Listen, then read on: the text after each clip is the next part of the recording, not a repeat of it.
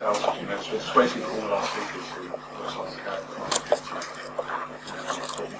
field speakers to contribute tonight. Thank you ever so much for coming. We're really thrilled with the turnout. Jonathan's shaking like a leaf here next to me. It'll be all right. After him, an enormous amount of people, so we're absolutely delighted to see so many people who come to this meeting. I'm on a sheet from Calderdale Save Our Services. That's the local organisation of community members, trade unions, socialists and so on. And our brief really is to fight for jobs and services in the Calderdale Valley against the austerity cuts of this government. So that's what our campaign is. Can you speak up, please? We've joined forces, sorry? Can you speak up, please? All right. We've joined forces with Calderdale Protests Against the Bedroom Tax organisation, which has sprung up very, very recently. Jonathan's going to speak like that in a minute. So we've joined forces tonight to hold this meeting about the bedroom tax. We've been working very closely together in the last week or so to get as many people here as possible. A couple of days ago I had a little joke on our Google group and I said we should start the meeting with a minute silence for Thatcher. I don't know if anybody would like to do that. Or we could have a minute's booing and whistling. Keep it going for a minute or two. But there's been a lot of talk, hasn't there, about the legacy of Thatcher and this week, and a lot of nonsense talk about the legacy of Thatcher, in my opinion anyway. And I remember very clearly living under Thatcher. I remember as a kid referring to her as Thatcher the milk snatcher. Do you remember she took the free school milk out of the mouths of school kids like me, actually. And I remember growing up in Merseyside and seeing the mass unemployment in the 80s that put people like my dad on the dole with a third of his working life still remaining to him, because he worked in shipbuilding, which was smashed by that government, as well as the dockers in Liverpool. So I remember it really well. And that's the legacy of Thatcher. People think that was a long time ago. It's really not really that relevant. If you think about the bedroom tax, I think one of the things to me about the legacy of Thatcher was just the sheer callous, cruel, cold-hearted attitude that government had to ordinary people, and particularly to the most vulnerable or the weakest in society. That's what they stood for. That was their legacy. When you combine that with their policy on social housing, with the wrecking of social housing in this country, those two things come together in the legacy of today, which is the bedroom tax, isn't it? There's a direct line between that legacy and what we're facing today. But I'd just like to say before we start, there's another legacy. I went to see a film last night called Spirit of 45 by Ken Roach. I know some people here were there. And if you get a chance to see it, see it. And what I was inspired by in that film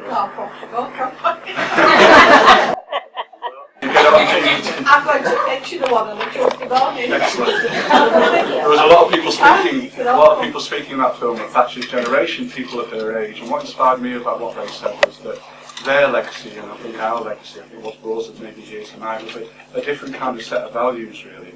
You know, a set of values that hadn't lost faith and hope in the need for a different sort of society, and the need for fairness and justice in our country. And also that built on a set of different values of looking out for each other, of caring for each other, showing compassion towards each other and compassion for others. That's what those values were built on. And they're also built on a spirit of resistance and fighting back. And I hope that that's what this meeting is going to be based on tonight, those sorts of values and the spirit of fighting against this bedroom tax. So, I'd just like to introduce our first speaker, Jonathan. Jonathan is, in my opinion, an extremely brave young man. I can say that, Jonathan, he's a lot older than you.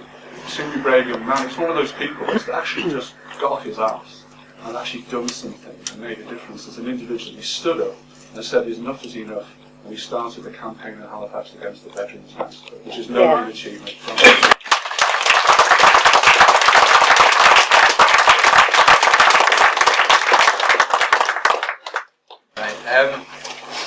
I did do a speech tonight, but you'll have to bear with me because I've left it at home. You're alright. Firstly, I'm going to talk about why I started the Calderdale protest against bedroom tax. I sat on my computer at home, just scouring Facebook, and then I saw an article, I think it was in the Daily Mail or the Independent, about the bedroom tax, and that the government will be introducing a tax just for you having a spare bedroom. Now I got brought up being told that your home is your castle, it's your domain, no one else should make you feel different about your house. And when the government announced that they'd be bringing in this bedroom tax, I was absolutely I was despicable of them for introducing this type of thing because, you know, like I said, your home is your castle, it's your domain. Why should they tell you that you've got to pay for a spare bedroom? There's been people who've lived in their house for years and years, and you know, and I've heard this term, a council house is for life. And obviously, you know, with people moving in and people who have been there for quite a fair time, with the government bringing in this tax, I mean, budgets are already stretched as it is. A lot of people on job seekers will understand just what I mean. You've got your water rates, you've got your gas rates, you've got next year you'll have your council tax coming in. Yeah. That'll be for everyone. And I've just thought, you know what, enough is enough. I'm going to start up this campaign and see where I get, because I think what this government is doing is absolutely despicable. And I've said it before, but it's a draconian tax. It's hitting the poorest hardest. And people, it's about people power. People need to stand up and unite. You know, the way I see it is, it's not the government who've got the power, it's the people who make the difference.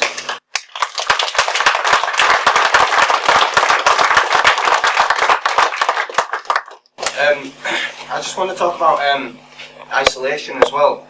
Some people who will be affected by this is elderly, disabled, people of all ages, come from all different types of background. You know, I was at home the other day and I was thinking to myself, I was putting myself in someone else's shoes who was affected by this tax, had not got no money, and it drove me to the point of thinking, what's the point of being here? Because this is the way it's going to hit people hardest. It's going to make them go in their mind, and they're going to start to think nasty thoughts. And you know what? I think people need to unite against this, because these people, it's going to cause a lot more mental health problems. And with the government cutting legal aid, there's no way people will be able to get any support, other than, obviously, if you've got child custody orders, they're still keeping that in. But Citizens Advice budget has gone from 22 million, and in April, at the start of April, it went down to £3 million for their funding. And obviously, the only way that people can get advice now isn't by person to person, it's through the phone. And obviously, there's a lot of miscommunication errors. And I just want to say, those people who feel isolated and away from everyone and feel as though there's no support, we are here for you. If you ever get any notices saying that you will be evicted, we will be here to stand there and stop the bailiffs from coming in. We will be there to fight. Yeah.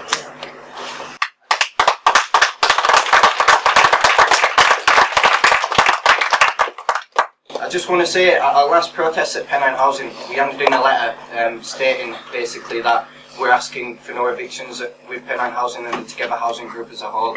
I got a reply on the day saying that basically we're doing everything we can to protect our 12,000 tenants. And then I got a letter through the post today from Pennine Housing, from Tom Miskell, who's the Chief Executive of the Together Housing Group. And he said we're doing everything we can to protect our 12,000 tenants. But what you need to take into account is the money that comes from rents gets put on repairs for their tenancies and stuff. And he says evictions are a last resort, but with them saying evictions is a last resort, it's not them saying, oh, we're not going to be evicted. No. It doesn't mean that at all. So we've took it as Pennine Housing will be evicting, and I've also heard confirmation that Jefferson Housing are being evicted. And in terms of the discretionary housing payment as well, a lot of people have been putting in applications for it. The council have been coming back to them saying, well, it's a Department for Work and Pensions. The only thing about this is it's the council who gets money, gets a housing budget, it's them who distributes money. This is nothing to do with the Department for Work and Pensions. It's a separate entity. That's where I feel it.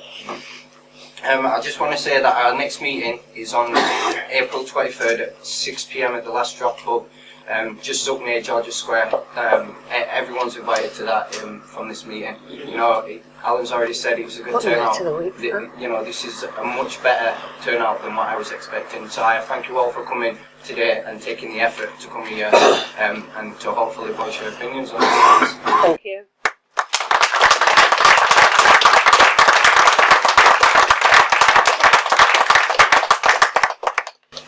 Jonathan, thanks very much. That's fantastic. Our next speaker is a lawyer, and probably might feel a bit of unease about having a lawyer speaking, and the law's been used against us so often in various struggles. But there's a fine tradition actually of lawyers who use their position in the legal system to campaign against injustice and to defend the most weakest and disadvantaged of society. And mine is in that tradition, and mine's going to address it. Yeah, I'll start off by saying I'm one of the legal aid lawyers whose job's been affected by government cuts that are stopping people getting access to advice. I used to work in a welfare benefits team of 16 people that covered a large portion of West Lancashire. That team of 16 people has now been cut to 2 people who are unable to provide free welfare benefits advice. CAB is massively oversubscribed. It's a real big issue that sort of slipped under the radar. It's one of them ones where you don't know what you've got to. It's called free legal advice of crucial importance. But I'm not here to talk about that. I'm here to talk about the bedroom tax. It's really important that we don't view the bedroom tax in a vacuum. It's just one of many, many cuts that are going to be affecting the poorest and most vulnerable people in society at this point in time.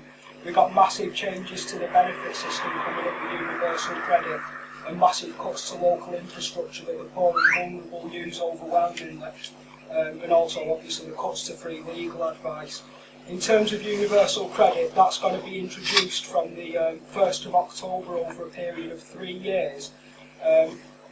Within universal credit, there's going to be a harsher sanctions regime than that which we're already seeing, and it's going to be extended to people in part-time work as well, so people in part-time work are going to be expected to conduct job searches.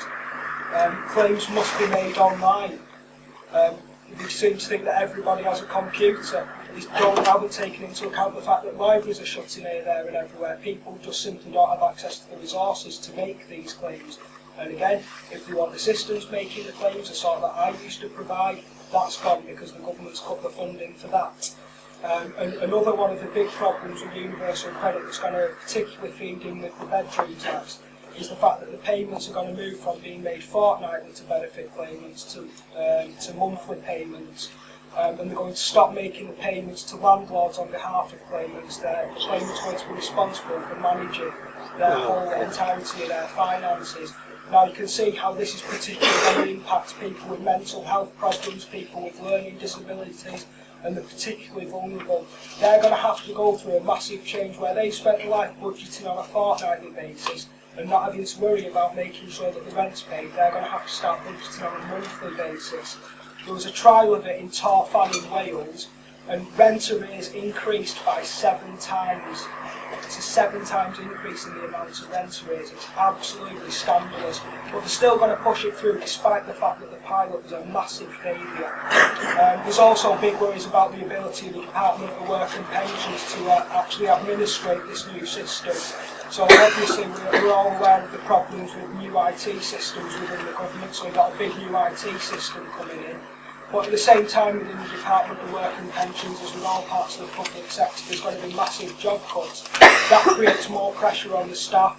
That creates more pressure on them to sanction members of the public who are trying to claim benefits and maybe have a bit of a problem with it.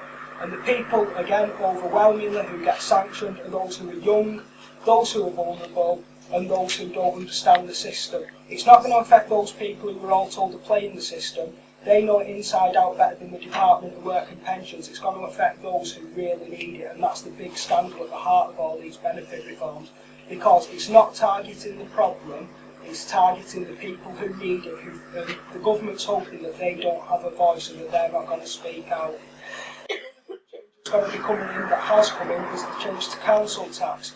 Now, having a look on the Calderdale Council website, that says that you have to apply and that you may get 100% reduction if you claim benefits. May get, not that you won't get. What everyone in this room should be doing is lobbying their council and saying, why shouldn't people on benefits get 100% reduction? Because if they're having to pay even a small amount of council tax out of the paltry amount of money that they're expected to live off, that's going to have catastrophic consequences for them. In Oldham, for instance, people are going to be expected to pay £4.85 per week on a Band Aid property when they're in receipt of benefits. So I'll move on to talk a bit more in detail about the bedroom tax itself and go through the very basics. Some of you might already know this. The bedroom tax itself is a cut of 14% of rent where you've got 1 extra bedroom, and 25% of rent where the council decides that you've got 2 extra bedrooms. That's 25% off 50% of your rent, not 25 or 14% of your housing benefit. So say if you live in a 2-bedroom property, if there's just one of you, and the rent's £100 a week, you're going to lose £14, even if you only receive £10 of housing benefit as a top up to a low wage. So it's not affecting those people who are just people who are relying on benefits in their entirety. It's affecting people who rely on benefits to top up the poverty wages that seem to pass as acceptable in this country now. In terms of numbers, we've got 660,000 people across the country in social housing who are going to be affected. In Calderdale itself, the estimates are 1,500 families.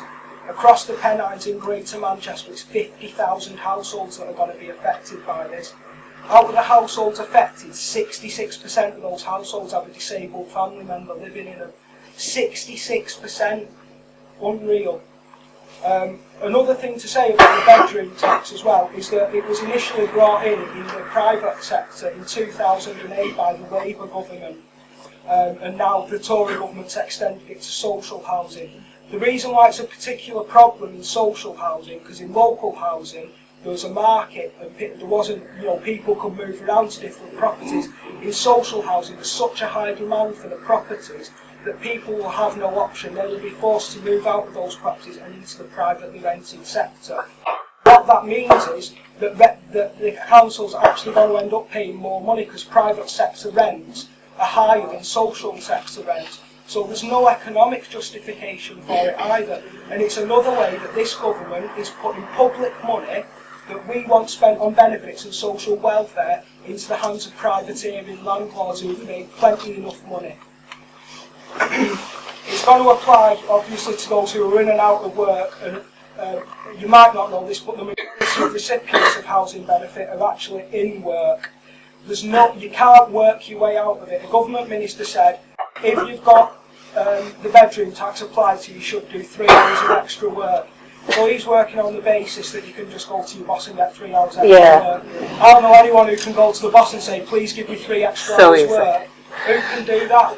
But even if you do get the 3 hours extra work, because of the way that the benefit system works, your benefit entitlement decreases as your wages increase. The guy who said this was the DWP minister. He doesn't have a clue about the system that he's supposed to be presiding over. The average cut for a social housing tenant is going to be £16 a week. Again, catastrophic if you're relying on benefits for your income. There's no provisions regarding the bedroom size, so it can be a box bedroom. Now, I know that there's been some talk on websites and across the internet about what actually should be classed as a bedroom. You've got, if you want to look it up, it's section 326 and 327 of the Housing Act 1985, which gives minimum bedroom sizes. That's going to be completely disregarded under this system. The way that it's being applied is, if you can fit a 3 foot by 6 foot bed in a room, then that is a bedroom according to this policy. Now, where that becomes particularly awful, where you've got children who are under 10 are expected to be sharing the bedrooms, and children under 16 are expected to share a bedroom if they're the same sex. So you could have a 6 foot by 3 foot room, and under this policy, the council would say that you should be fitting 3 15-year-old lads in it if they're triplets. Apparently that's acceptable in this day and age, that's just fine. If you're a single parent but you only have weekend care of your children, you're not going to be allowed to have extra bedrooms. So Lord Freud was challenged about this on the radio. Lord Freud, he's one of the ministers who's pushed these welfare reforms through. He lives in a lovely 8-bedroom mansion, no problem for him. He tells this poor chappie from Glasgow, your kids should be sleeping on a bed in the front room, on a sofa bed. Again, that's what these people consider to be acceptable. Never mind the impact on the kids who've already gone through the breakup of a marriage and are getting brought up with, by 2 single parents. Why are they going to want to go and see the dad at the weekend if they're stuck sitting on sleeping on a couch? Who's going to want to do that? How's that going to make the dad feel? Another thing about this that needs to be borne in mind is that there's simply not enough housing with 1 bedroom for these people to move into. We're told these people are under-occupying the properties and these properties need to be freed up for the people who need them. Where are they supposed to go? This is the question we've got to be asking. Segregated there is There isn't any, there's no more bedroom properties where I can go. No, there's no The well choices I've got properties. are like, bed sits, Yep. or like where I'm old enough to actually go into the, like a pensioner type of thing. Yeah. Yeah. That's not about me at all. Put people in there. You know. But you can see it's just trapping people into a cycle of poverty, particularly those who are already in poverty and are vulnerable. How are you going to dig yourself out of poverty? How are you going to dig yourself out of these bad situations where it's just being piled and piled on top of you non-stop? The effect of this, obviously, is going to be a massive increase in the amount of poverty. It's going to pull money out of the local economy. It's going to increase the amount of rent arrears that people are in. It's going to increase the amount of evictions by housing associations. And it's going to increase the amount of homelessness. And more importantly, it's the aspect of it that's more to do with, what's in you, how people feel. Yeah. How are people going to be feeling? The increase in the levels of stress, the increase in the levels of depression, the loss of a sense of community where someone who's lived there for 30 years, brought up the kids in their house, all the friends and family around them are told, bugger off if you can't afford it. Yeah. That's the attitude again. And we've got to challenge that attitude, not just from the housing associations, but from the council and the government. We need to challenge it across the board. And we need to challenge it within the community as well, because we all know that there's people within our communities who look over and say, oh, well, I work, I'm all right, why aren't they working? Well, where are the bloody jobs for people to go to work? What are people's options? We can't just let stuff like this slide. We need to be challenging it, because the facts and the morals are in our favour with that sort of stuff. So I'll talk to you a bit now about what's happening, because I'm involved in the anti-bedroom tax campaign quite heavily in Manchester and helped out the campaign in Liverpool. So obviously there's meetings like this going on around the country in loads of different communities, and there's been protests around the country as well. And the amazing thing is, I've been an activist for a number of years, but when I come to these meetings, it's not just the same old lefty faces, it's tenants and people who are affected who are starting to make a stand for their communities. I think we should take a lot of heart from that fact. There's been over 10 meetings in Manchester with up to 50 people in attendance. 1,500 people went on a protest in Bootle in Liverpool. And we've got stuff like the pressure that's being brought to bear on the housing associations. So we've had Knowsley Housing Trust reclassifying houses and saying we've got less bedrooms than are on the tenancy agreement. And that's something that you should be looking at doing when you're putting pressure on the housing associations. Tell them to reclassify those bedrooms. Sorry, I understood from councillors that Pennine Housing have already said we'll do this. Can somebody clarify that? That they've already said they will actually reclassify the rooms? Some flats, What a lot of the housing associations are saying with the campaigns across the country is that there's no way that they can reclassify the housing, because they've taken out massive loans based against the value of the properties to regenerate these areas. The problem is that their idea of regeneration, I can talk specifically about West Gorton in Manchester, their idea of regeneration was to knock down a load of one-bedroom properties and to build a load of two-bedroom properties and move people into them. And these people are now going to be affected by the bedroom tax. But yet their justification for not reclassifying the housing will be that they have loans that are outstanding that are based on the value. Pennine Housing have said they will reclassify property so people don't have to pay bedroom tax. That's what I've been told. We've Yeah. got that written down on paper. Okay, Something just said that. Pennine Housing will go with the flow. That's what Pennine Housing will do. Yes. This is my next They'll go point. with This the flow is with Pennine what Housing. we've got to Nobody do has now. mentioned anything about that. We've got to put the pressure on them and make sure that they do these things where they make the promises. A lot of the housing associations, we can see that there's a big diversity. So where on one hand you've got Knowsley Housing Trust that's reclassifying bedrooms, you've got One Vision Housing that's sending out pseudo-legal letters to the tenants saying that they've got to sign, say that they understand they have to pay the bedroom tax. And it makes it look like that's going to stop them being able to challenge it in the courts. Now the paper, it's not worth the paper that it's written on, that letter. It's not enforceable in any way, but it's a way of intimidating the tenants. We've had the Eastlands Homes in Manchester sending out a leaflet, which some of you might have seen, saying, can you afford booze, cigs, to go to the bingo? And if you can afford to do that, then you can afford to pay your rent. Again, it's about challenging these sort of attitudes now, because they don't know how they're going to deal with it. I've worked with housing associations as a housing solicitor, and they don't have a plan for this. They're waiting to see what sort of pressure they're put under and what they can get away with. And it's crucially important as a group, the housing association. Excuse me, how can we challenge this as groups or as peoples? How can we actually go and challenge them? Protesting against them, publicising the effects of what's happening. Things, but they aren't interested. This is what's angering me, is they don't care. You're on about this people smoking and Sky TV. They don't care. They aren't bothered that there's enough single bedroom accommodation. They don't care. All they're bothered about is taking your money off you. And I'd like to think, I went to see a solicitor to see if I could do anything legally, but they just laughed at me virtually. But if you're a solicitor, is this something that we can do legally? Is this something that we can challenge? I mean, you get a letter saying, the law says you've X amount to live on. Well, we aren't getting that X amount to live on, are we? And even I don't know, human rights. This can't be, this must be anti-human rights. I've seen people, I saw a woman who has a 3-bedroom, and she was crying. And I've seen more than one people cry for this. But when she was too old, it didn't affect her, she was laughing about it. And I had words with her. This is the attitudes that you're about that you've got to change. But Duncan Smith and Haig and these, they aren't bothered. A million people sign a petition, they aren't bothered. And I just think that if legally, we can do something legally, surely they've got to then, they aren't bothered, they don't care. They don't care there's a million people. So, one of the points I've got to make is that we need to use the bureaucracy against itself by appealing the decisions.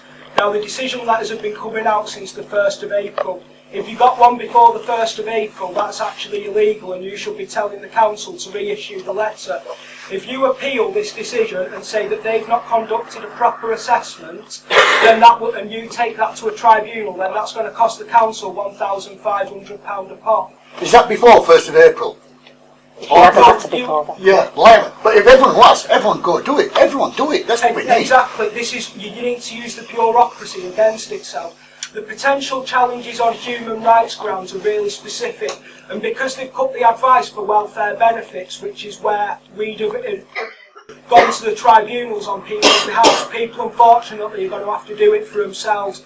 There are potential judicial review and public law challenges on the grounds that the policy is illogical and that it doesn't achieve the stated aims of the government, because it's not any money, it's going to end up costing more money by forcing people into privately rented accommodation. But the problem that we have is that to bring the judicial review and to bring the big case against the government, you first have to go through the tribunal process unrepresented, because they've cut all the legal advice.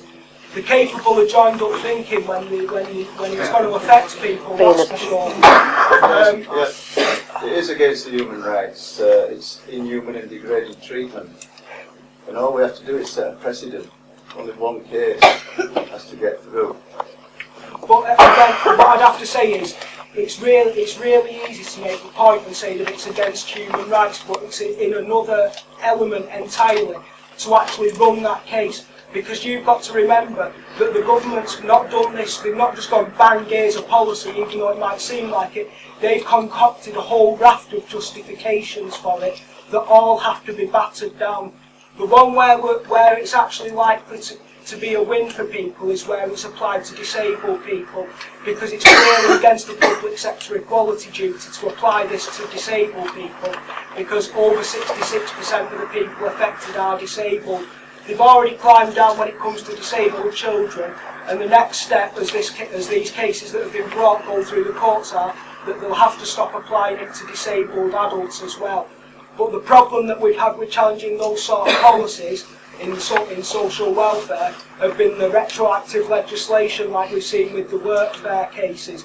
So where we won the workfare cases, and the government was told by the courts that your policy was unlawful and pay compensation, the Tories and the Lib Dems, with the help of abstaining Labour MPs, passed a retroactive law that said that these people weren't entitled to compensation and that this policy was lawful. Now we're getting a bit out of the realms of the bedroom tax, just to get back to what people can be doing. Again, I'd reiterate, we need to fight using the bureaucracy and get appeals in. There's draft appeal letters and information online on the SPI blog. If you can just get onto Google and search for bedroom tax You resources. just said not everybody's got a computer. Yeah, I know, but I said if you can. And there should be people in your community who do have computers, and if you have a computer, you should be trying to share time on that computer with the people around you who don't have it. Okay, and you need to help people get access to advice, because I know people have had a sneer, but the housing associations have officers who are supposed to provide you with advice, and they should be your first port of call. The reason why, even if they're not going to give you anything, is if you have possession proceedings against you, and you can say to the court, I went to the housing association, I did everything that I could to try and stop this affecting me, then they're less likely to evict you from your property. The other thing to do, councils have revenue and benefits service. If the revenue and benefits service in Calderdale Council is overwhelmed, get onto your local councillor and tell them, you're supposed to be providing me with a revenue and benefits service so I can get advice from you. Where the hell is it? Put some money into this, because people bloody well need it. Well, if terrorists stay in this country based on human rights, then people should be able to pursue this through the human rights. Yeah, I agree with you, Yeah. but it doesn't work like that. Well, what we should do is focus on one case and take it all away. Are we waiting for the first eviction? You don't want the meeting to be dominated by top table, just people speaking. What we'll do after Ryan's finished and Alistair's spoken, we'll open it up so that everybody can raise questions maybe to Ryan. I know he's raised a lot of things that people want to know, and also your own ideas about how we take things forward. We do want to involve everybody here, but we just get through what Ryan has to say and then we'll have Alistair. So the other thing that people can do in the communities, and what they're planning on doing in Liverpool and Manchester, is welcoming parties for bailiffs when evictions are taking place. If you all get everyone piles into the front room, everyone piles into the front garden, make it impossible for them to access the property. We've been told by the joiners who changed the locks on houses for housing associations that if they consider there to be a health and safety risk, then they won't change the locks on those properties. So make it a health and safety risk. Get your bite-to-eat dog in the garden when the guy's going to come round. Just make it as tough for them as possible. We've also got attending court with people. If people are going to court in possession proceedings, I know for a fact that if people come in with all the family and the neighbours with them, it makes it even harder for the judge to say, yeah, get this person out of the property. They don't like doing it anyway, but the more people they're putting pressure on them, the less likely it is to happen. Another big thing is discretionary housing payments, which have been mentioned before. The pot's 25 million out of 500 million in cuts, so it's a drop in the ocean. But it's really easy to claim these. All the forms are online on the council website, or you can ring the council and get them to send them out to you. Get them filled in and get them out there for people. And if the council reject it, again, appeal the decision. Use the bureaucracy against it. Cost them money for being shit houses. That's what you've got to do. You've got to make it tough for them to behave in this kind of immoral way. You need to lobby your councillors, you need to lobby your MPs, you need to lobby your housing associations, and not as individuals but as groups. And if you're going down as a group, invite the press to come along with you. Take notes, take pictures, take videos. You know, get the information out there, make sure that the pressure's ratcheted up. There's a list online of all the councillors' houses, and where they live. The councillors are there to help their constituents. If the council won't give you a discretionary housing payment, if they're not listening to you when you try and appeal the housing benefits decision, you and your neighbours go to your council's house and stand there and demand that they give you an answer. Demand that they promise to do something with you. Put pressure on them as a community to do what's right for the people in the community.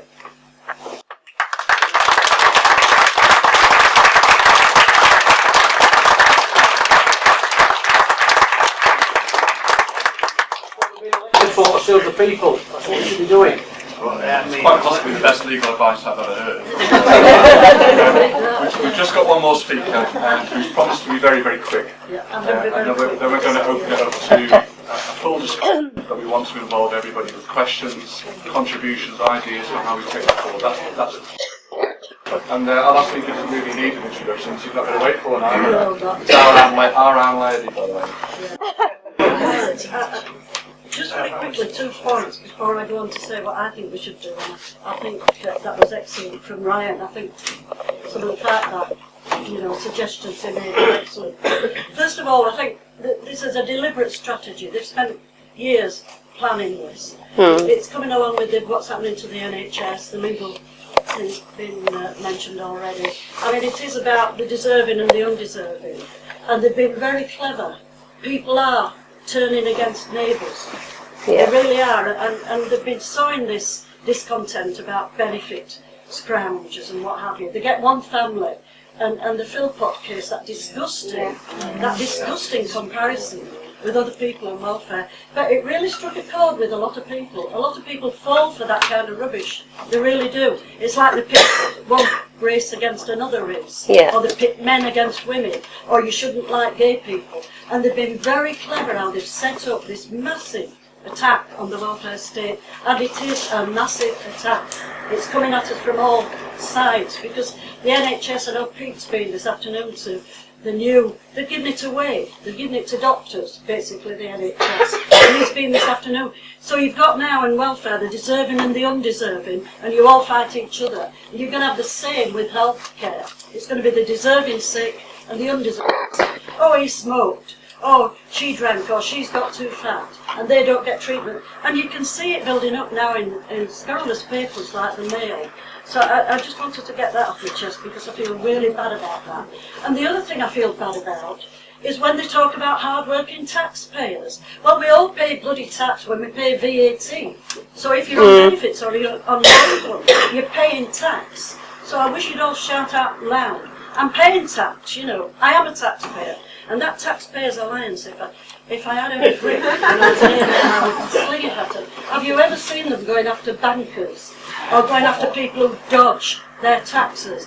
Do you know we wouldn't have a single cut in the welfare state being proposed if they'd go after that unpaid tax? That lot that's stuck in the Cayman Islands, the Isle of Man, Jersey, and everywhere else, where they earn huge amounts of money in this country, plonk it there, and don't pay any taxes back. I mean, it's an outrage, and yet the Taxpayers Alliance have never heard say a word about it. Anyway, I said I wouldn't talk very long tonight, and I'm in danger of going on too long about the class system. It destroys me. I spent 18 years in the House of Commons looking at the likes of Duncan Smith, and it's ugly, and it's nasty, and we wasted so many years not tackling that ugliness and nastiness, and I feel as if part of my life's been taken away from me. But what I want to say and what I want to stress on people is, I went through the miners' strike. There are people here who went through that as well. Massive defeat, and they broke up. They broke up really the trade union movement, and the people who fight for workers, for people, are trade unions. It's about people collectively getting together and fighting for better wages and conditions. And it breaks my heart as a 75-year-old when I see what we've lost after I saw what we gained and how hard we fought for it. But they turned people against trade unions. I was there in the so-called winter of discontent. That was about low-paid people working rotten long hours and shifts and trying to improve their living standards. That wasn't about evil people who were robbing you or anybody else. They were just fighting for what they believed in. And I think that's what we've got to start doing now. The poll tax, we went through that. I want to say something about the poll tax. I think there's a case to be made for outright defiance on this one. I think this bedroom tax is so cruel, immoral and rotten that I think there is a case to be made. And I certainly will join anybody who wants to try and stop bailiffs and what have you. And all the other things that Ryan's mentioned that I think were excellent. But I actually, it's my belief, and you can shout at me, I don't know that afterwards when you all I do is say.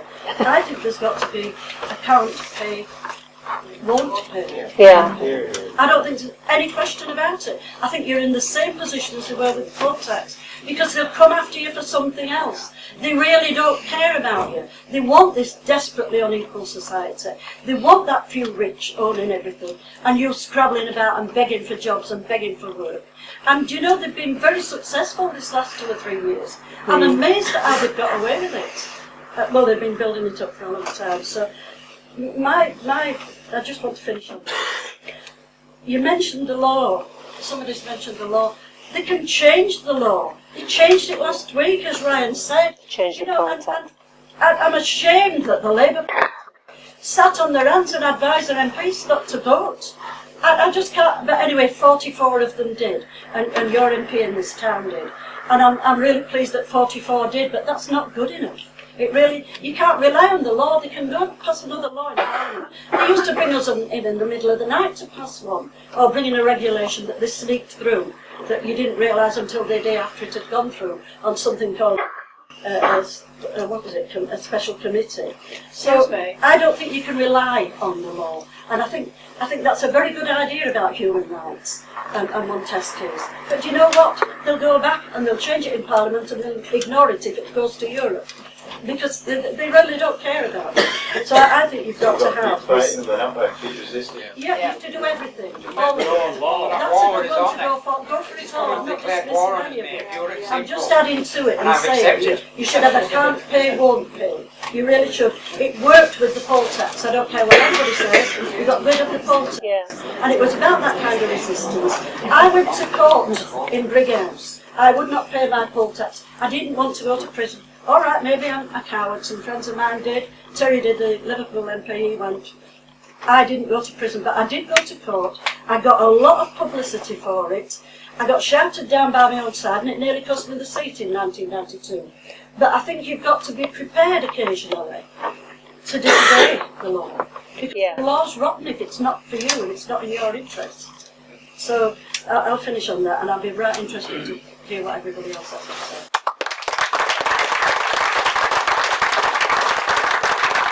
Too much confusion and they aren't sort of chasing each other and crossing over too much. Okay? So, mailing list first. Okay, so I'm going to open up introductions. If there's a question you want to ask anybody, I'll see you. If there's a question you want to ask anybody who's spoken, I'm sure those colleagues will come back and try and answer it as best they can. If you just want to make a contribution, say what you think, that's absolutely fine. Okay, I can see a lady here. Can I just say to Alice what you were just saying about them making their own rules and changing government and things? We were looking online last week about the smoking bans and things. I know it's not much to do with this, but the smoking bans.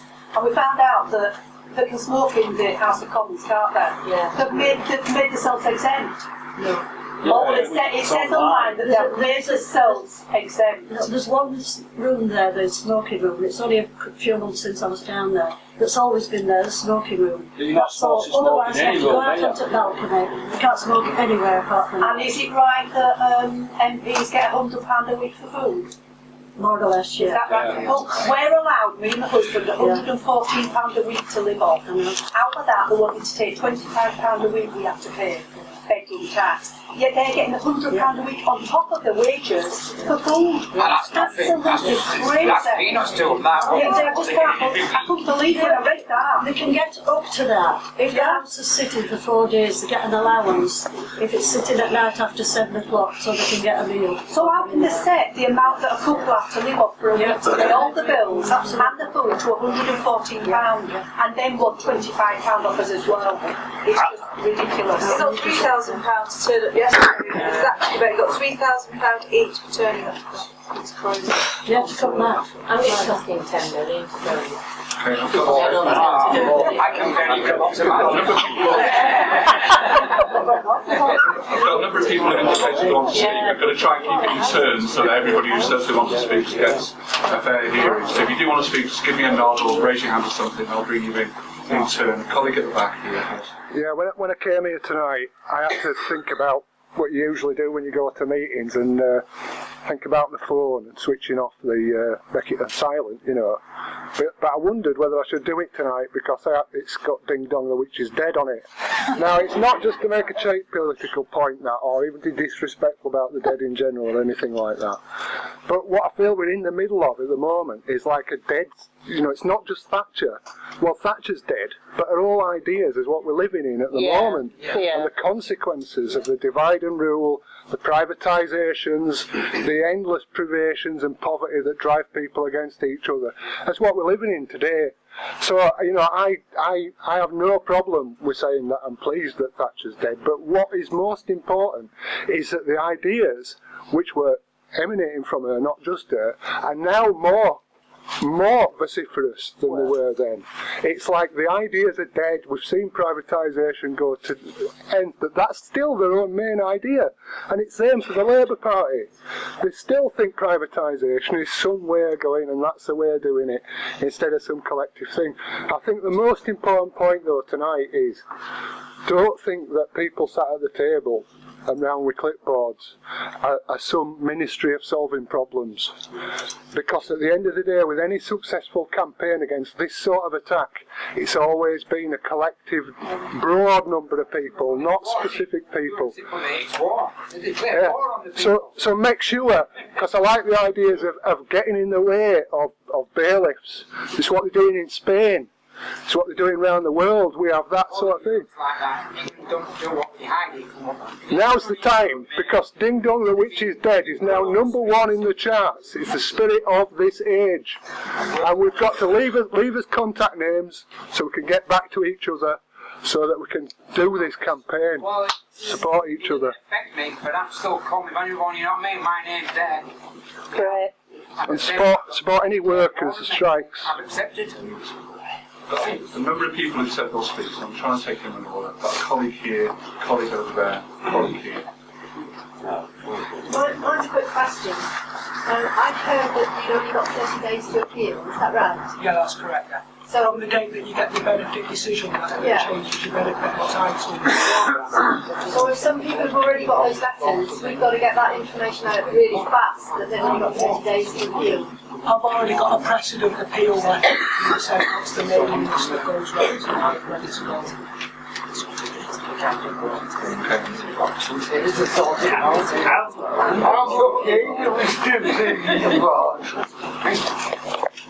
I was worried, we still think about here, millions and millions, and we getting cut left and center. Don't you think we should start looking after them before we start trying to avoid out? Out now. That's only the government, mate, turning your blind eyes. The money that goes to people all around what they give in foreign aid is peanuts, mate. It's peanuts. It's peanuts. It's the way this government's making people fight other things. People fighting each other. Same with the whole lot. Don't worry about that. Colleague, we just need to take turns. So, it's a democratic meeting. We just need to make sure that people who've indicated get a chance to speak. We just try and take it in turn. I'll try and get everybody that I can. There's a lot of people. Yeah. Sorry, have you finished? Yeah. Thank you. Yeah, I just wanted to say that with regard to the appeal as well, that what's crucial about that, I think, is that that's only really going to work if people do it en masse, because if 1 or 2 people send an appeal, it's going to cause somebody a headache. If 100 people send an appeal, it's going to cause a major headache. If 1,000 people send an appeal, it's just going to grind the whole thing to a halt. Now, the thing about that is then it's going to be a matter of getting the information out there, because I would assume that probably 90% of the people that are affected by the bedroom tax would be prepared to bang in a letter, if only to try and slow it down. So it's going to be a matter of getting that out to people. So I think people really have to take responsibility to sort of spreading that word as widely as they can as well. So for example, I don't know if there's anyone here tonight from tenants associations or anything like that. But there's a lot of tenants. There's a lot of tenants, but not from the tenants. Any way that you can get that word out to people, and any way that you can get that spread virally, because if they're hit with 500 letters in a couple of weeks' time, they're not going to be happy about it at all, and it's going to cause a major headache. And I just wanted to add as well that I think what you were saying as well is that I think this is a broader attack to essentially destroy the welfare state. So that is what they want to do, and it's the culmination of a couple of decades of neoliberalism. So in some ways, I think it's important as well that, like what you were saying, that people do take on, not believe in the things they read in the paper about the person up the road that's maybe got a bit more than them and jealously eyeing other people in the same situation, but also to take it as an opportunity to try and stick together and try and build something where you are sticking together, and instead of people targeting their anger at the people around them, target it at the people that deserve it. Here. Try to create infighting. Yeah. Yeah, just add to that. That suggestion's really good, but we can get paper cheaply enough. Could we make sure every councillor on Calderdale gets copies of those appeals as well? And hand them into the town hall. It don't have to cost you a stamp. Just hand them in. So that they get inundated and realise just how serious it is. Yeah. And obviously the MP. I think they should have copies of those appeals. Yeah. Thank you, Alison. Yeah. I was going to make a point about getting our councillors to work a bit harder for us. Thanks a lot. Can everybody hear this? Can you hear me? Yes. Yeah, sure. It's just about getting our councillors to work harder for us. And a reminder, of course, we've got elections coming up on the 3rd of May, I think. It's next year. So much for that then.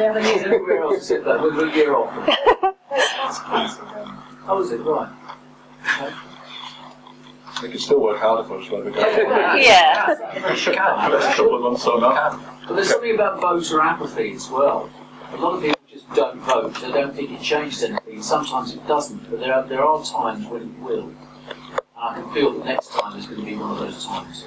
That's it. These next couple of months, and especially next year, is going to be the defining moment for a lot of people. You stand up and unite. That's what we need to be doing. And obviously, with the bedroom tax and the council tax coming in next year, there's going to be a lot of people who are going to be wanting to fight this government because, that's what it's all about. It's about unity, staying as one, staying together, fighting and supporting your fellow comrades against this oligarchic government. Because that's what we're doing. Yeah.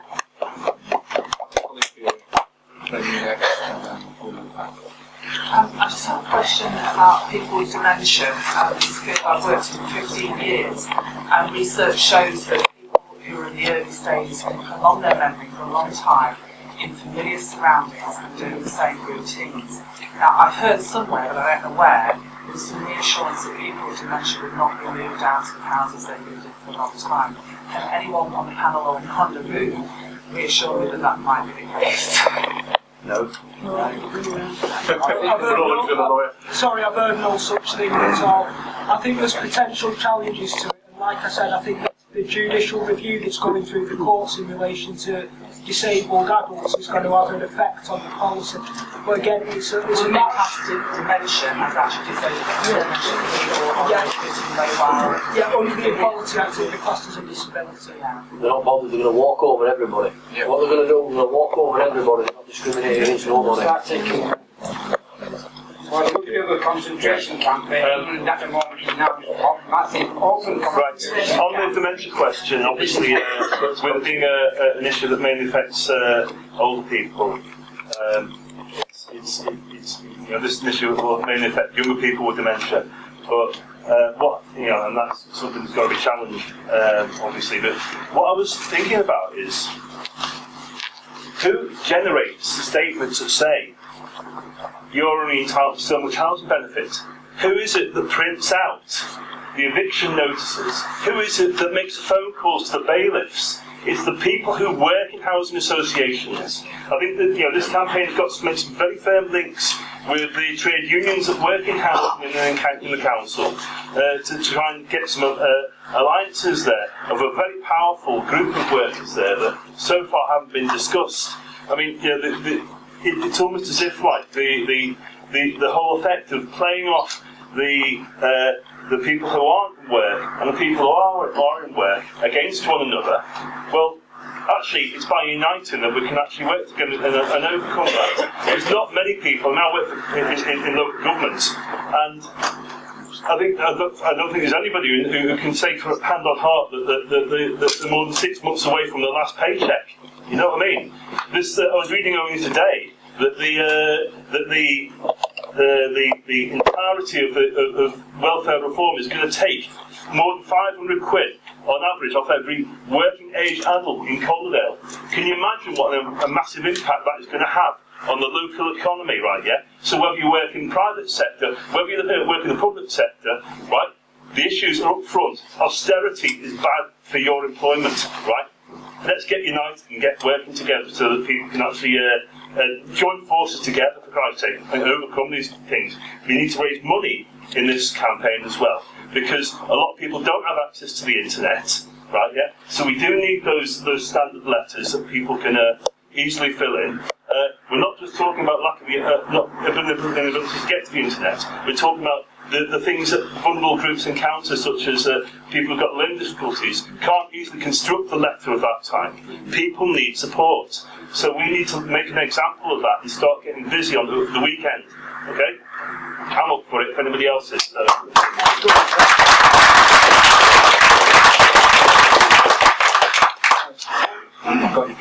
a woman at the back. Yeah. Yeah, well, I'm glad you said that because you probably a bit more said it the way that I would want to say. What I wanted to say is I think people are definitely angry about this, but I don't think people know what to do. And I think that's about everything to do with everything that Alice and other people talked about all across the board. People are angry enough and they definitely want to do something, but they just don't know what to do. And I think it seems like there's loads of people in this room that know a lot about this bedroom tax. And if somebody could be getting leaflets together that's like got that standard appeal letter, that's got this, they've got that, got ideas about what you can do, then people start feeling a bit different. You know, the idea about can't pay, won't pay, the only thing that worries me about that is that, like you said, they've done a very good job of saying, separating people out. And the poll tax affected everybody, so it worked. And it did bring Thatcher down, let's not forget that. Yeah. Right? But they've done a good job, so unless we've got the information out to everybody, and everybody's got a way of getting that, and everybody's going to be supported to do that, we need to be knocking on doors and we need to have the information. This is what you do. This is your appeal letter. This is what you do next. This is where you get support, this is who you ring, all that sort of stuff. That's what happened around the can't pay, won't pay campaign, and that's what's going to happen here as well. I know, but I don't know anything about it, and I'm here tonight. It needs to be all together. We do, we work together. Yeah, exactly. Well, we all need to help with that then, don't we? We all need to help with that. We're all here to help each other. Yeah. Spirit of the meeting. Alice mentioned trades unions, and that gentleman there mentioned trades unions, and I'm a trades unionist, and I've been all my life. When Thatcher came to power, there were 13.5 million trades union members in Britain. After what she did to our industries, particularly our manufacturing and mining industries, there are now 6 million trades union members. But the unions representing those 6 million members are starting to move. And we're not here as a workplace, we're here as a community. Yeah. And the biggest union in the country is called Unite. And what it's starting to do is set up community branches for people who are outside the workplace. Whether you're a pensioner, a student, out of work or whatever, you can join Unite, the trades union. As I say, it's got about 1.4 million members. They're putting resources in. They started them getting around here at the moment, but they're opening in the miners' offices in Barnsley to provide training for community activity, for agitation, for producing leaflets, for how to run a media campaign and all the rest of it. And there's union resources going to be going into it. And I'm so glad they're doing it, because that's got to be the way ahead for this kind of fight back. We've got to join forces with the trades unions, bring communities into the unions, and get the benefit of that experience and those resources. So anybody who's interested, ring Unite Regional Office up. You'll find the number easy enough and ask about community membership. It's very, very inexpensive, and you'll start getting the help you need from unions with resources into communities like these, the resources that we need. Awesome.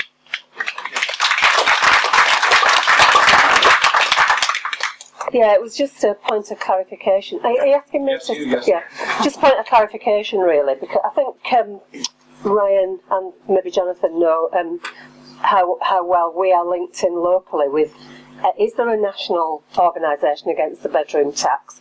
Because when we did the poll tax in 1990, there were all the local groups that just sprang up everywhere. But I mean, there was the kind of national thing, and they looked into all like the legal stuff, so that we all had like rock solid legal advice. So, for example, we delayed registration. We were advised, you know, you can take your non-payment as far as you want, but in the end, unless you want to go to prison and go the whole way, do pay the tax. Yeah. We were advised that. So it was all rock solid, good advice. We're not going to get things like that from CAB because they're going down the pan sort of thing. How well linked in are we with any national stuff, and can we get linked in? And, you know, stuff like what Pete said about Unite, that's really good as well. And we have got some brilliant people locally, people that I've known for a while, and new people that are brilliant here tonight, like Jonathan. Good on you, Jonathan. Just good on you. But can we just really get linked in with them national people and all be singing from the same hymn sheet? I have messaged Leeds Hands Off Firearms. Obviously, they were set up in 2005 or 2006. They were set up by tenants to fight for tenants' rights.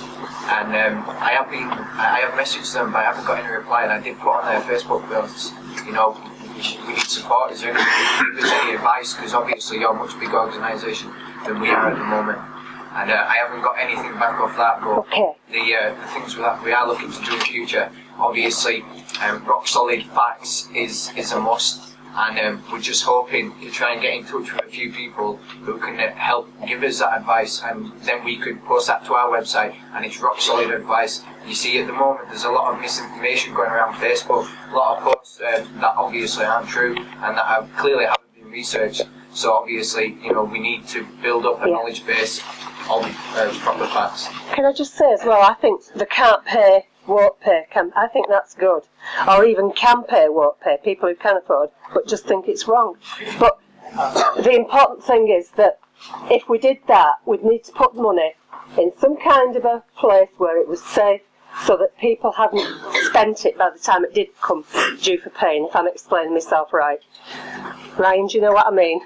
Yeah, just put it somewhere in a holding place where it's safe, so that they can't say, oh, you won't have the money when it comes to it. I'll address both your points. The first one in terms of linking up the campaigns. Obviously, I've linked into all the campaigns in Manchester. I've produced most of the campaign material that we're using. Okay. And I'll be passing that over to your list for your website for you to use. And I'm also in contact with the campaign in Liverpool as well, and have all their information. So I'll pass that over, and you can take from it what you will in order to produce your own leaflets, your own bits of advice that are specific to the Calderdale area.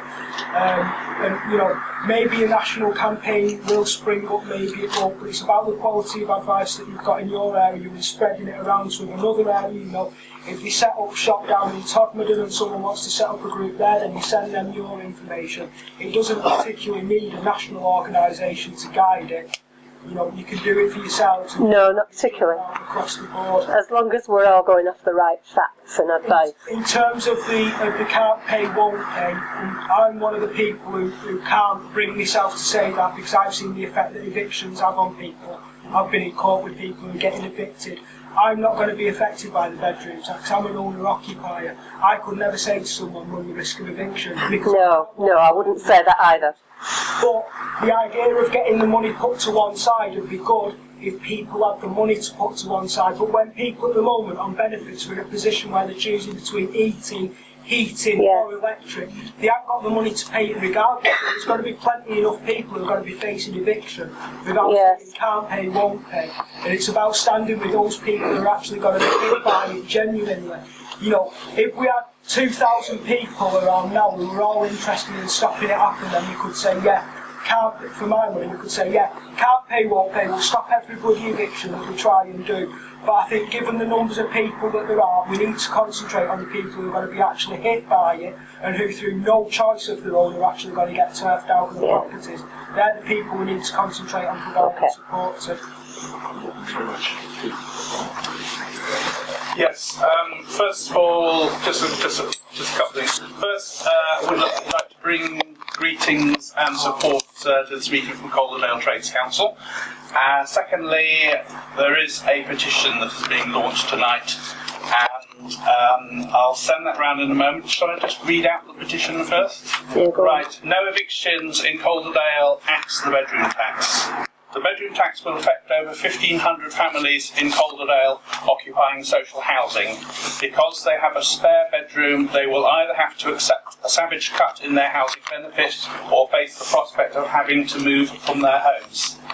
The vast majority of tenants, many of whom are disabled, who are, in quotes, under-occupying, are unable to move because there is no smaller social housing for them to go to.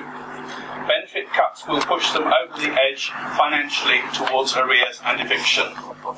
Councils and social housing providers do not have to evict their tenants because they can't pay and can't move. Several councils and social housing providers have already agreed to such a policy. We, the undersigned, are opposed to the bedroom tax and demand that all social housing providers in Calderdale make a public commitment not to evict any tenant who is penalised by it. Any tenants who are penalised by it. We further call on all social housing providers to take whatever measures they can to mitigate the implementation of the bedroom tax, for example by reclassifying box rooms, storerooms and rooms off living rooms as non-bedrooms. We also call on Calderdale Council to join us in opposing the bedroom tax as a matter of urgency. So,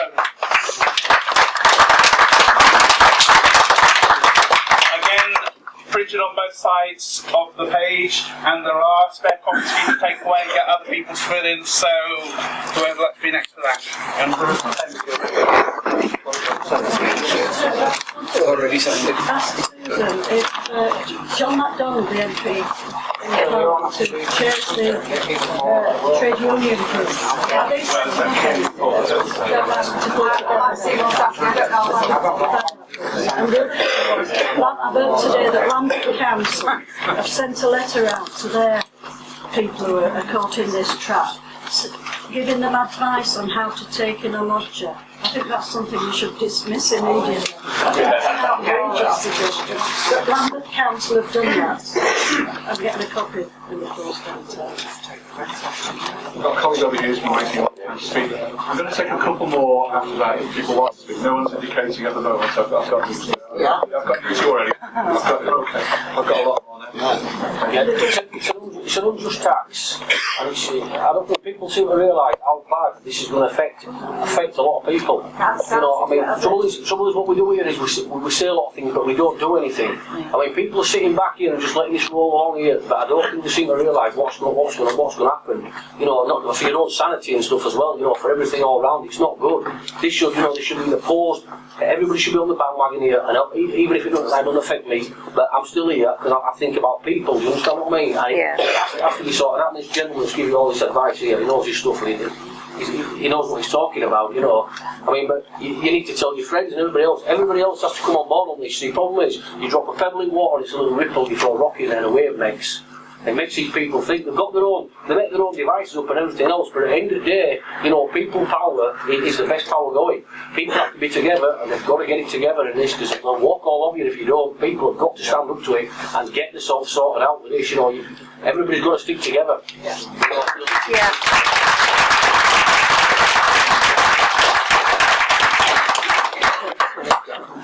That's brilliant. All I want to say is information out. Not very many of us should be leaflets through doors and Facebook would mean to contact people. But what would be good like in the contacts if we could set up area groups. So we're mixing and doing, we're often doing in Illingworth, Boothtown. There's only been enough of us to cover everywhere. Anywhere, you know, do your own street, you know, listen to your neighbour to do all the flats around Halifax and that one. If anybody's up for doing that, so we can get your name so we can coordinate and organise properly. That'll also work well if it's predictions. And we've already got the network.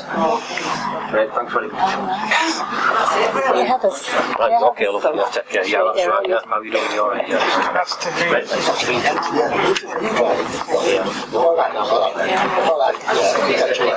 The 38 Degrees campaign, they've done a lot of campaigns.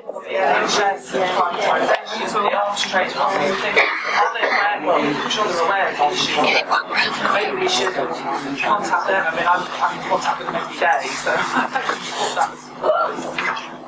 I've got a couple more people who indicated they wanted to speak.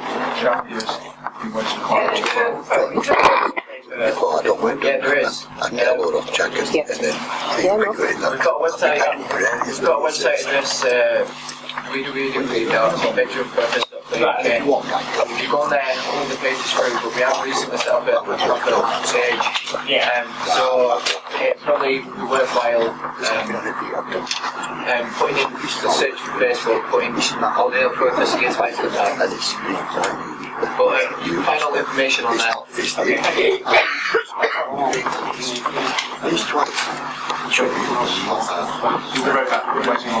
like me to talk? Yeah. I just think that this is ordinary people dealing with a massive problem, and it should be dealt with. Just there's a lot of politics being involved in here. I'm a single bloke. I'm affected by it, and I'm the angry side of it. And I vote to my MPs, I've seen the MPs, and I go on there once a week, come to office on there, and I just think, I tell you what hasn't been mentioned here.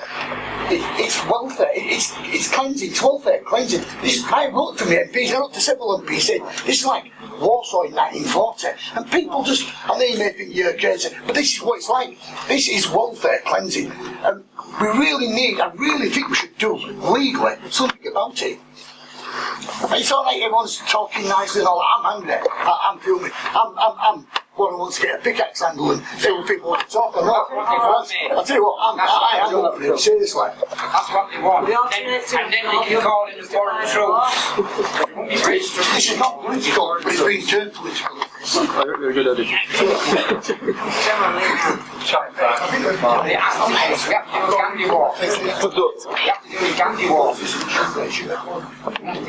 For those who are interested, it costs 50 pence a week to join Unite. They've recruited about 14,000 people to the community membership scheme in the last 18 months. They've done a great deal of work around workfare in particular, in highlighting some of the problems, and I do know that the union is looking to get people to join. The nearest branch at the moment is in Leeds, but they are keen to develop branches right across the country. The other thing I would like to see is, unfortunately, that lad's gone there, but I think that we should avoid an attack on international development and international aid. This country currently gives only 0.7% of the money that it makes, and a considerable section of that money is made as a result of profits which are made overseas.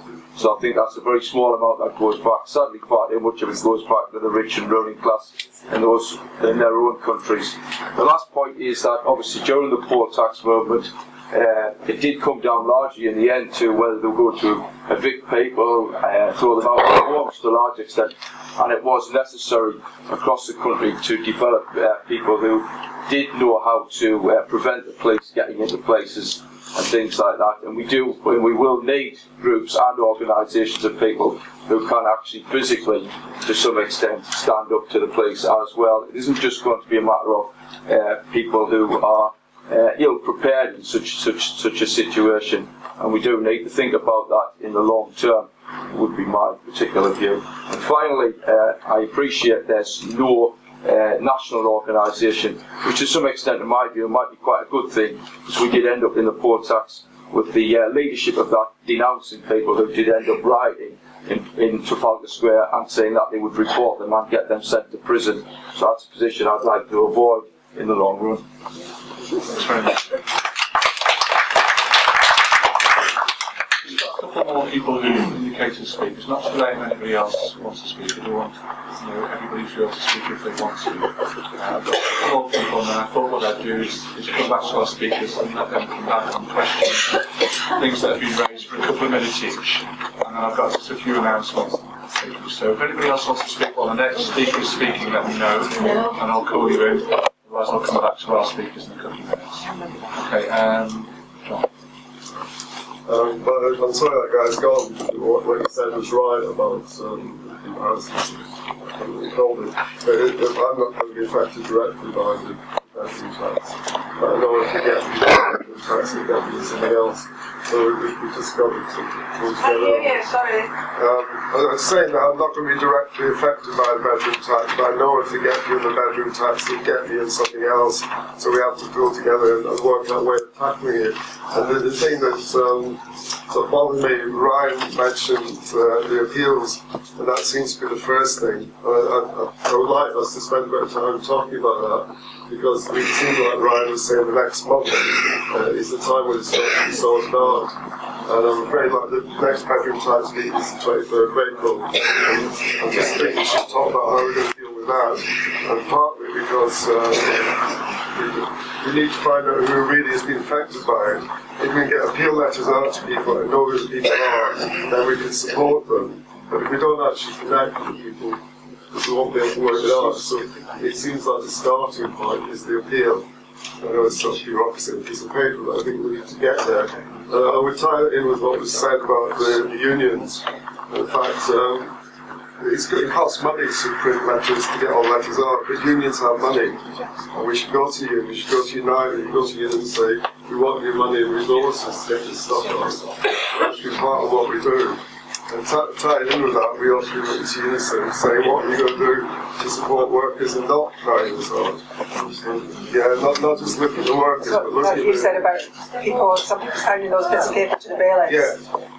Yeah, we should say to Unison, to the opposite of Unison, what are you going to do to support those workers and not doing it? We should also look to them to give us money to get these things out. But we need to work hard fairly quickly how we're actually going to sort of get stuff out to people. And I would tie that in. Another thing has gone round, which Jack said about what's on the list of where you live.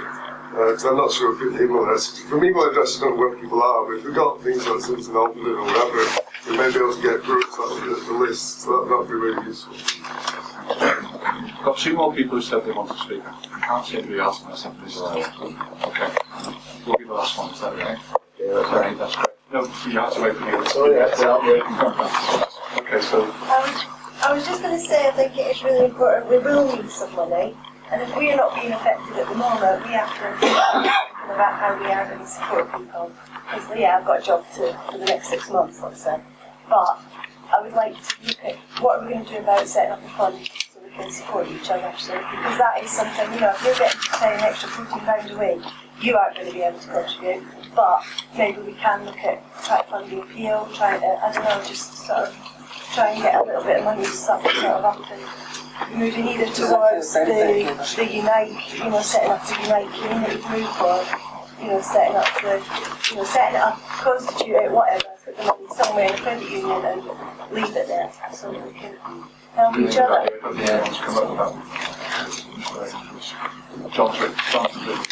No, you did say about raising money, but I think we just need to do that and start putting money in. I'm just saying that if people are going to have the bailiffs involved, which ramps up the cost for people, you know, that's an issue with people who say they can't pay, won't pay. So it does, it's loads of money extra on top of what they already owe in bedroom tax. I just want to say that it's a good idea to have the meeting here, not necessarily in a pub, because I noticed there was only about 2 Asian ladies here, and a lot of people wouldn't be able to go to a pub or wouldn't feel comfortable having it there. So, I mean, just make it, because, you know, Halifax is a mixed community, and I think there's a lot of people that aren't being represented that would be, you know, perhaps we need to go into those communities a bit more and we need to find out who the people are that are going to be affected by it to be able to support them. Can I also say that what's important that we have publicity is that it isn't about saving money. The people will be forced into higher priced, as you said, private housing. That if it was about saving money, they would target the pensioners. And I've you know, stuff that if the pensioners tolerate it, they'll be next. You know what I mean? It's only because it's seen as electoral suicide. So I think it's really important to get that across that it isn't about saving money. It's targeting the poor. Yeah. Punitive. Okay.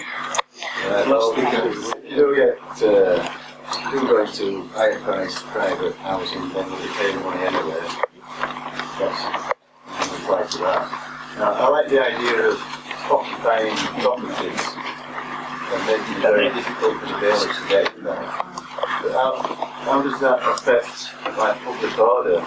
If a large group of people, is that not illegal? No, as long as it's non-violent. If you've got a piece of paper, like, when the police come, only put it in writing and that lot, the police can't come in the door. You give them the letter, you put it on the door, the letter on the door, this is a non-violent, doing a non-violent protest and that lot. Right? Make sure that no one's screaming, no one's shouting. Just have one person do all the talking, everyone else just sit in the house, out of the way, and that lot. Make sure all your windows and curtains, make sure all your curtains are open so the police can see, the bailiffs can see, and that lot. We aren't moving, right? The bailiffs aren't allowed to do violence on you. The police won't. A lot of the police don't. They don't want to give Some of them will, won't they? Some of them will. Listen, it's good and bad in all, mate. Can't do nothing about that. It's good and bad in all in that lot. The same like what they're making everyone Well, anyway, fight talk about legally, right? But legally, yeah, all you've got to notice up like peaceful demonstration, non-violent, no one being violent. That is it. That's all you need. And do you know the statutes for that? So, Okay, well, I'm just going to get the police to come back now. I think Ryan's going to go take that. what I'd say is, yeah, I do know the statutes and the Public Order Act could apply to it and you could be done for trespass. However, they're really unlikely to do it because it's going to cost them a fortune to keep getting them to come out to all the properties, to do it. If you want to take direct action, then I've got a direct action guide that I've prepared myself with all the statutes that the police might use against you, so you can have a look at it, read it and clue yourself up. One bitter experience of campaigning has taught me that the police, the ones that come first, are generally thick as pig poo, basically. And if you know a bit of law and you can quote it at them, they bob themselves. They're offering in their commander, where you're sat in the house making sure that they can't get into it. It's a hell of a palaver. On Saturday the 4th of May in Manchester, an organisation that I'm part of called the Green and Black Cross will be running legal observer training for anyone who wants to take part in direct action. That's going to tell you how you can deal with the police in situations where you're going to be in confrontations with them. Now it's more aimed at protests than occupying a property, but the same principles apply. So that's on Saturday the 4th of May. 1 o'clock till 5:30 at Mad Lab in Manchester, which is in the northern quarter of the posh bit. I won't be able to make it there. Have you got this information on you tonight? No, that'll go out on the email list. But if you want to get a copy, you can give me your details and I'll fire it over. It's getting there, don't it? Not many people have money to get to Manchester. Sneak through the If enough people come to me and say that they want legal observer training in Halifax, and I'll try and get that sorted out and try and get people. I'm a member of the Green and Black Cross myself, but I'll try and get our trainers out so we can tell you what to do with the police, and I'll try and get it changed so that it's more based around, dealing with the police in an occupation situation and stopping the bailiffs. I'd be happy to do. I've done the training. I've done some that goes down, so I'd be happy to be involved in that training. I'll set up a work programme then. And it is forced work programme. Why don't we set a work programme for legally helping people? And we can gain money from the government for doing it. How does that sound? Think about that.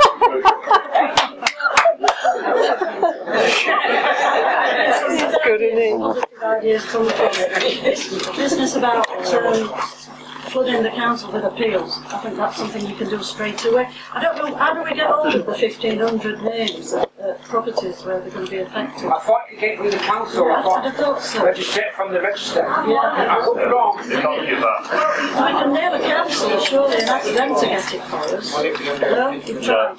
Data protection, they won't give it yet. What about Freedom of Information Act? No, I think that not everybody has a computer, so if you appeal for it on the so website. it's about neighbourhoods. And the career oblige and stuff. Anyway, I just think it's been good. There's some good ideas come out of it, and I still think direct action's a good idea, so maybe we need that legal training.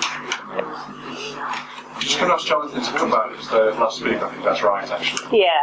For Jonathan to bring us home. Kind of thing. Yeah, but I just want to make a couple of announcements just to save a little bit of time later. We put these things on the chairs for you. I just want to draw it. I know you can read them yourself, but I just want to draw attention to a couple of things. If you're interested in joining or being part of Calderdale Save Our Services campaigns and activities, we're meeting next on the Thursday, the 18th of April. Horton House. And in terms of action, two things really. On the 20th of April, we were talking about linking things up and taking action, taking to the streets and being part of a movement really. And we are part of a movement with this opposing the bedroom tax. It's not just us in this room, it's happening up and down the country. And there's a demonstration in Leeds on the 20th of April called Hands Off Our Homes, Stop the Bedroom Tax March and Rally. That's the 20th of April. And it may be between now and then we might be able to perhaps organise some transport, be able to email people and say we're all going together on a particular train or something like that. So I do think that everything we do needs to be as collective as possible, involve as many of us as possible together. Just the third thing down there, the 26th of April, 6 o'clock, Calderdale protest against the bedroom tax meeting. That's actually not happening actually. We've got to scrub that out. The group will call a public meeting very soon, Jonathan tells me. You might mention that just coming up. The third one down, 23rd of April, 6 o'clock, Calderdale protest against the bedroom tax meeting. That's not going to be a public meeting. It's going to happen at that time for the moment. But the next local activity, I suppose, for all of us is the lobby of Calderdale Council meeting on the 24th of April at 5 o'clock. I think it would just be fantastic, actually, to see everybody who's in this room together again at that meeting, as well as everybody else you could bring, and that maybe be the next objective for all of us, to make our voices heard. So that's my announcements. I do want to say a couple of things, you can bear with me, right at the very, very end, about money. So, but I'll ask Jonathan to sum up. As I say, the turnout today has been absolutely excellent. I was expecting about 7 to 8 people to turn up to these meetings, because that's all that's been turning up to last year in meetings. But I just want to say thank you for coming today, and thanks to every single one of you who voiced your opinions on this tax, and asked Ryan and myself and everyone else questions. Obviously, that's what we're here for, is to answer your questions. I am wanting to build up a knowledge base, a fact base for our bedroom tax group, because there's been people coming to me with all different types of situations and not knowing where they stand. But again, thank you for coming, and make sure that if you have got internet access, join our Facebook page, Calderdale Protest Against Bedroom Tax, and also go on our website, bedroomprotest.co.uk, and keep up to date with everything that we're doing. And for those that I don't know, just only have an email account, leave your email account and I'll forward the emails to you about what we're doing. Thank you.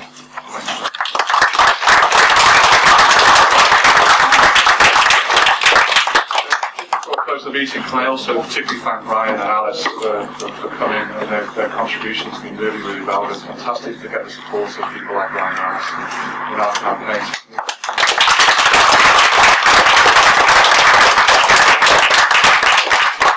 Two things before we go. I mean, Jonathan really covered it, but it's, and I think one of the things that's come out of it, for me anyway, lots and lots of different ideas, but it's been a long time actually, and I know sometimes different ideas sound like disunity, but they're just different ideas, aren't they? Different ways of looking at what we can do. And I have to say, this meeting reminds me very much, people mentioned the poll tax a lot, and I was around in the poll tax and fought against it. I was living in Sheffield at the time. I remember chairing meetings and being part of meetings around the poll tax. A very, very similar feeling, believe me, in this meeting to those meetings. And a range of people, a range of ideas, a range of anger, but above all, a sense of unity. That actually, you know what they say, don't they? We're all in it together. Well, we're not in it together with them, but we are in it together with ourselves. And the most important thing is that we stick together and fight against this bedroom tax. So, just a plea, if you haven't already signed our contact sheets, so that we can keep everybody in touch, please do so. And we will get to people. We will get to people with what we're doing. We will get to people with ideas. We will get to people with advice. And it's also a situation where I'm sure Jonathan would agree that people who are worried and anxious and have questions can also email and ask. And it's part of it. It's not just about demonstrating. It's about supporting each other and advising each other as well. And the last thing I'm afraid I'm going to mention is money. I know there's not a lot of money around for anybody. And, we worked really, really hard to build this meeting. And although our time is free, Alice and Ryan and Jonathan and myself haven't charged a penny, and nor would we. We've spent a lot of time trying to build this meeting as successful as possible, and that's taken cash, frankly. We've produced nearly 3,500 leaflets for this meeting. I think we managed, I haven't had feedback from everybody yet, I think we managed to leaflet just about every social housing estate in Halifax. So that in itself costs a considerable amount of money, as does the cost of the room. We have no other way of funding it, because we're not backed by big business or anybody else. We have no other way of funding it apart from ourselves. So there'll be a bucket at the door. All I'm going to say is, just give what you can, if you can. And every bit you can give, every single penny or pound or note or whatever you've got that you can give will go to pay for the meeting we've had. And anything that's left over will go straight into the bedroom tax campaign, and that will be all our contributions to what we're building. So it's just been, I think Jonathan and I are both kind of a bit stunned really, aren't we? Because when we were talking last week when we were in the pub after our little activity outside Panorama Housing, we talked about this meeting. I think I threatened to do something rather drastic if we actually finished the show. I can't believe it was now. But we were saying that wouldn't it be fantastic if given a small amount of people but working really hard, we could fill this room with people who are prepared to raise their voices against the bedroom tax, and we've done it. And so thank you very, very much for coming. It's been a fantastic meeting. I hope I'll see all of you again. Can I just stress that we are looking to build up a working party, so if you are willing to help us deliver flyers to different areas, no matter which area you come from, would you please just come down here at the end of the meeting and we can take contact with you girls, because obviously it's about getting this information out there and we need as many people as we can to get it to the people so we can get more people to come and help us and join our cause. Thank you.